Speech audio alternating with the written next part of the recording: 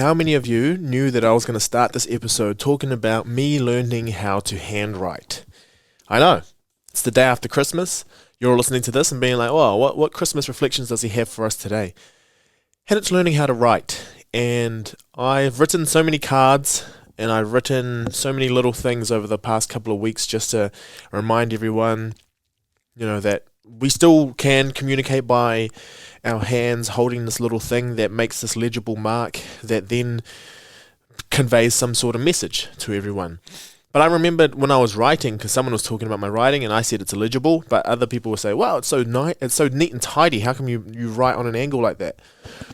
Fun fact, when I was a child, for me to learn how to write, we used to do dedicated time to actually learning how to handwrite, and they would have a piece of paper, and behind that piece of paper would have the slanted piece of paper. So it would be like a tracing paper, so that when you put it on it, it then has slants, or it's like kind of on a diagonal from left bottom to top right.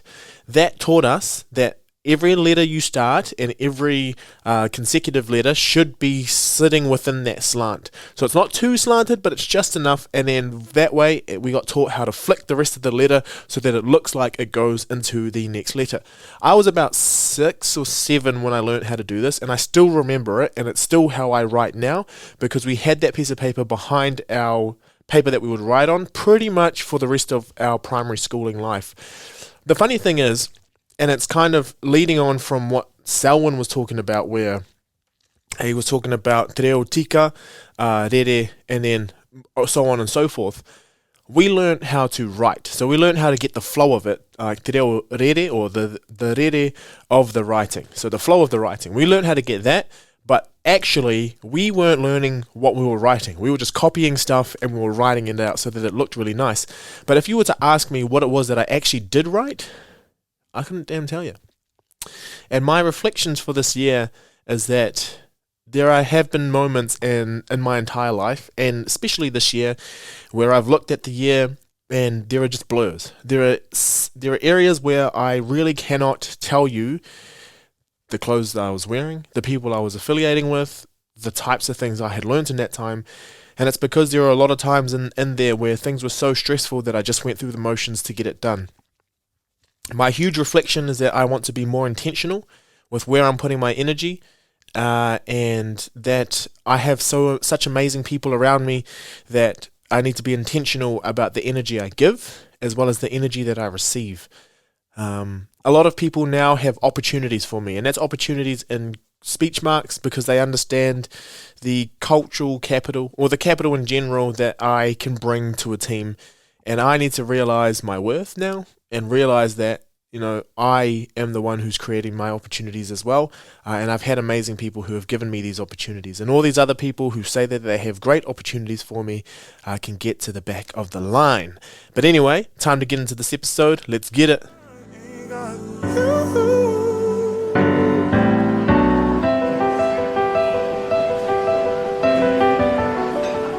So some of you will be listening to this post-Christmas. Actually, all of you will be listening to this post-Christmas, because this is set to release post-Christmas, and it's a time of togetherness. If you listen to my Christmas episodes for the last 3 years now, I always kind of dog Christmas. I really didn't like Christmas, having multiple families, my step family, my mum's family, my dad's family, and them being scattered all over the place, some in the Cook Islands, some in Australia, some in just all around Aotearoa. And I hated it. The amount of stress that it would cause my family, especially when we were younger, feeling like they had to provide, but financially didn't really have the means. That was one sort of source of stress. Another was the feeling of letting people down because you couldn't be at some, but you could be at others. It was always a time where everyone would celebrate the festivities of it, but seeing the actual stress that it put on the people that I cared about, it changed the way that I saw Christmas. And when people love celebrating it, and then I would look at the types of families, or the dynamics of their family is, their parents are still together, they're a loving family. They were those types of families who they could pretty much call their parents for whatever they needed. And I think I envied that. I think I was very jealous, and, it would just be like, of course you'd love Christmas because you've got everything. But I guess over time, the Christmas period for me has just been a really cool time just to relax and do the opposite. Last year I had a Christmas by myself. This year I'll be with a very small amount of a very small crew, and yeah, it is a time of togetherness. But I think for myself, just to reflect a little bit more on everything else that's going on, but then also gear up for the second half of the year. And I know a lot of you are probably thinking, like, what? Second half of the year? It's the end of the year. But following Matariki is, Te Tauhou. That's kind of what I'm gearing up for. And I've kind of come off a really like energetic last half of the English or the Western calendar. But there's a lot of momentum going into the Raumati, so going into the summer. But anyway, let me just talk about the end of the week. And I'm all over the place right now because I'm trying to figure out how I properly give this to you. But coming to the end of the year of a work year, we had a karakia. So we have a kaumatua here on campus, and I've known this guy for coming up 6-7 years now, and he's always given me the time. He's always sat down with me, and he's really good at sensing energies. He's talked to me about a lot of things, and the types of things that keep me happy, the types of things that'll actually detract from me. And he's never really given me advice on different things, but he definitely has opened channels in my brain that then help me see what's good and what's not for me, and what's serving and what's not, and kind of just actually seeing it properly, like seeing the energy kind of come off me or come onto me. And he knows as soon as I walk in the room the type of energy I'm bringing with me, which can be kind of a daunting job for him, but that's what he's been trained to do. He's very awesome. Anyway, he's our on-campus kaumatua. I caught up with him. He sat with me for like 2.5 hours, and we were talking about karakia, and we were talking about it coming from the heart, and if you were to do it, what would that look like? And yeah, he just, every time I walk out of the room, I just feel so light after chatting with him. But he took our staff and gave us a karakia to end the year. And it was about, it was close to 20 minutes, maybe half an hour of just reflection on the year, just all beautifully sequenced all the way through. Asking for guidance, asking for clarity of everything as we go into our trips and our journeys, and just kind of to close this chapter off, which is the year, the academic year. And after it, I genuinely felt lighter, and I genuinely felt like I had a kind of a second burst to then go again. And these are the things, this is like the exercise we know we should be doing, the vegetables we should be eating, when we know we should be doing this sort of stuff. Like my Māori, I know I should be learning, and you feel so much better after it, but it's just, you get so caught up in everything that you forget to do the stuff that actually ground you. And this is not grounding, from the Western view of take your shoes off and go stand on grass. This is proper grounding to the things that align you to, closest to your center. And that was it. That was like karakia, ritual, all of that sort of stuff is part of me, is part of my ancestry, is part of everything that got us to where we are now. And it's something that I haven't neglected, but it's just something that I forgot I needed until I got that. So that's something that I'm going to be intentional about, is actually making sure a couple times through the year we go and do that. But I'm also learning my own karakia so that I can help with myself. And even though it's not a karakia per se, something that I have been doing every morning, so Te Kuru Dues, he's just an awesome dude. Something that he kind of recommended is that you have a mantra every morning. So I know I wake up, and I talked about my morning routine earlier, but what I've put in now is just a silent moment, just a very, very short moment before I put my glasses on. And one of the first thoughts that I do when I wake up in the morning is ka whakamaurio I Aotearoa. So my job, or I will, help transform or help turn this country Māori, or like start to kind of make sure that all my thoughts in the morning are Māori. Ai ka Māori te whakaaro te rānei. All of my thoughts today be Māori, be grounded in Māori, so that everything that I do is part of that re-indigenizing space. And I know I had Maole on here, and he said re-indigenizing. And I do prefer that over decolonizing, because decolonizing is very deficit based. Anything that has D It means you have to deconstruct something, but is kind of like, reinvigorate, reinvoke, and it's like bringing it back because it knew it was always there, and it still has power, and it has the ability to actually grow and be that some more. So those are two things that I'd switch between the two, and that's my call to myself. That's my intention for the day, is to be Māori, be okay with being Māori, think Māori, and just know that that's what's going to guide me for that day. And honestly, since I have started doing it, and everyone's going to be listening to me like, listen to this pyramid scheme artist, but honestly, ever since I started doing it, I've felt right and wrong, like, way easier. It's really hit me, like it's come into this thing that I call the the tupuna belly, or the memory that your body has. We talk about evolution a lot, and we talk about all these stress responses, and I never really thought, but like, actually, those are ancestral, memories that are within you, and it's been passed down genetically, and we grow these different things. But you know how people will talk about your feelings, or karea roto, coming from the gut, trust your gut, and that's literally because your ancestors are in there, and they have a memory, and they'll drive you to feel that sort of way. So it's in your puku, and that's something that I've been in touch with more now that I've started to do all this different stuff. And it's honestly been the most refreshing, even though it does get quite heavy. Like the types of feelings you get are like, oh, like when it's gross, it's really, really gross. But then when you're happy or joyful, you actually do feel it like 3 times more. And it's just a little bit of being in touch with who I am, and that element of myself. And these are all things that people can bottle up and sell, but I'm just saying it's a small thing that you need to flick in your brain to connect with your heart, to connect with the rest of yourself. And you don't have to do anything fancy to be able to do it. It's a mindset, and it's a belief that it is possible. So yeah, anyway, part of that, the catch up, I've been in Wellington for my sister's graduation. She graduated with a Bachelor of Arts, and she is now doing a Master of Fine Arts. So over the next couple of months, actually starting on February 1st, she will have a show, and I will make sure that I plug that as much as possible. If you are into whanganui-atara, make sure that you get along. It is part of her master's thesis, and if she puts on this production, she then gets graded, and hopefully she'll be able to graduate with her Masters of Fine Arts. But basically, it's just following stories, and it's really cool because we were laughing about it because there's humor in it, and there's characters that are specific to Mauke, the island that we're from, or Akatoko Manawa, and there are characters from the 80s, real people, real stories, and she has kind of put it all together using my mum's stories as well, or some of the other people who are from Mauke around that time.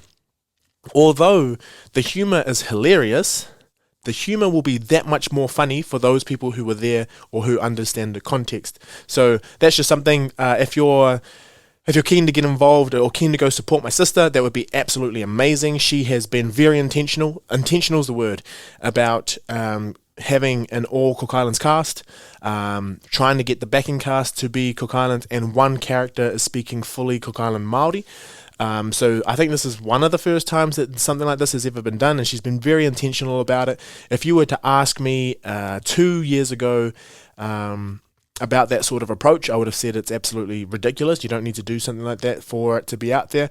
But seeing her passion and seeing her drive to actually make sure that comes to fruition, and me revisiting that part of myself, or maybe that fragile nature within me, I really commend her, and I'm so proud of that, and I'm really excited to see what ends up coming out from that, because I do think it's going to be game-changing.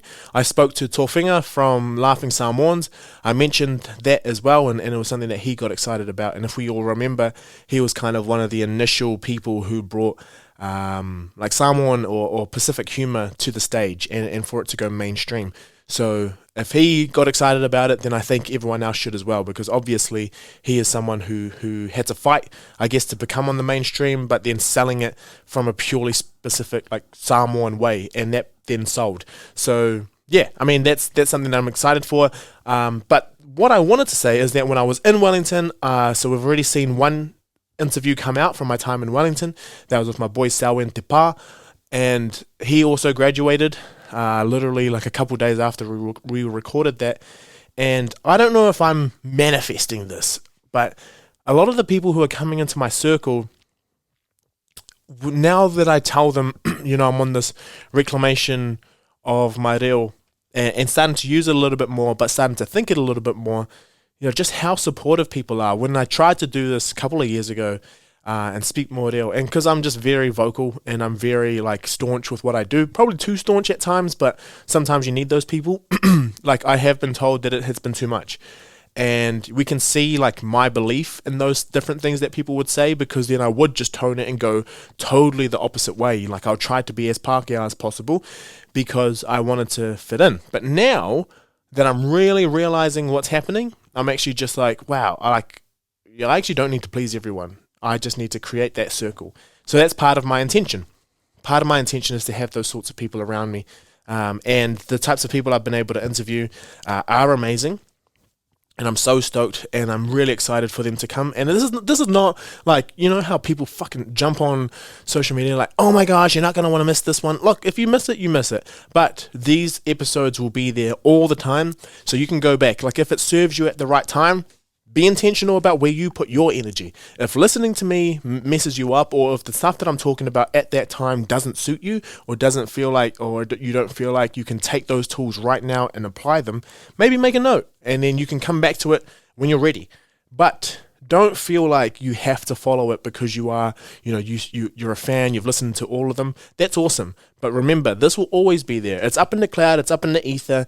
And when you come back to it, when you're in a space where you can actually maybe make a bit of a change or have a little bit of a think and be able to apply it at some point, obviously come back, come back when you're ready for it. But don't feel obligated to listen. Don't feel obligated to have to agree with everything that I say, because that's not the nature of this podcast. This podcast is to get people thinking, is to feel like you have a friend as well in a lot of the journeys that you're on. But it's not to build a following. It is really just to help one person, half a person, help myself. That's what it's all about. So making sure that when you are listening to this, you're taking things, but maybe, those little fruits that you have, make a little note for yourself so that you can come back for it. I'll always be here. And even if it's not new episodes that I'll always be here, my past self will always be here. So you'll be able to come back as well. I know people feel embarrassed when they see me or when they talk to me and they say, look, I haven't caught up with the podcast, and that's absolutely fine. I have no worries about it whatsoever. I'm doing this just for all of us. So don't worry about that. Anyway, so I've had a staff dinner. I dressed up as a lobster. I'll put those photos up shortly. I had my performance appraisal, which is also important. Part of this end of year wrap up that I really enjoy is that you get to go through this year and have a bit of a reflection on everything that's happening. And I think those are important. And this is what I mean by checking in with yourself, but also check in with the different quadrants that you have of your life. And just see how much are they serving you, or the different parts or the different avenues that you want to drive it. So when I came into my performance appraisal, I thought about everything that I've been doing. I thought about, the different roles that I have, contracts that I had. And I was thinking, what, I actually think I probably should shift into this way. And the thing with a performance appraisal is that you're going in with senior members who understand the game. They just know what's working right now, what's feasible, what's not. So I put a couple of things on the table, and I'm starting to create the life that, I want to live, that will benefit me, that will also benefit the other people. So where's that reciprocity? So that's something I always try to fight for, is if I'm coming into a space, how am I looked after? But then also how the people that I care about are looked after. So that's kind of part of this performance appraisal, was looking at the types of research outputs I'm doing, the type of teaching I'm doing, the types of service that I'm doing. And with all of that, where would my skills best fit over the next couple of years, so that I'm actually optimizing my time, but also optimizing the time of the people who are assisting me. If we're putting me into things that I'm not enjoying, and other people have to then, pick up the slack because I'm not enjoying it, that's not beneficial to anyone. And really, it's just going to drive us all into the ground and probably cause some sort of resentment.